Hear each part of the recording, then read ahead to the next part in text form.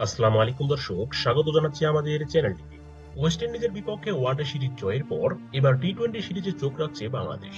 আর এই টি-টোয়েন্টি সিরিজও নিজেদের করে নিতে শক্তিশালী একাদশী ঘোষণা করল বিসিবি, যেখানে চোট কাটিয়ে দলে ফিরেছেন অধিনায়ক লিটন কুমার দাস।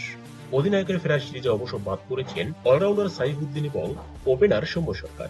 তো চলুন দর্শক, এক নজরে দেখে নেওয়া যাক ক্যারিবিয়ানদের বিপক্ষে প্রথম ম্যাচে কেমন একাদশ নিয়ে মাঠে নামছে টাইগাররা। ওপেনিংয়েই দেখা যাবে বাংলাদেশ দলের অন্যতম ভরসার নাম সাইফ হাসান এবং তানজিদ তামিমকে।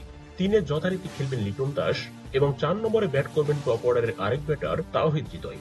তিনি অবশ্য আছেন অনেকটা খোলসবন্দির মাঝে। এক ম্যাচ ভালো করলেও মাঝের 2 ম্যাচই পান না রানের দেখা। তারপরে 5 নম্বরে দেখা যাবে আরেক বাহাতি অলরাউন্ডার শামীম হোসেন পাটোয়ারিকে। মারকুটে এই মিডল অর্ডার ব্যাটসম্যান সর্বশেষ আফগান সিরিজে পার্ট টাইম হিসেবে দারুণ কার্যকরী তিনি। এরপর 7 নম্বরে দেখা যাবে জাকের আলী অনেককে।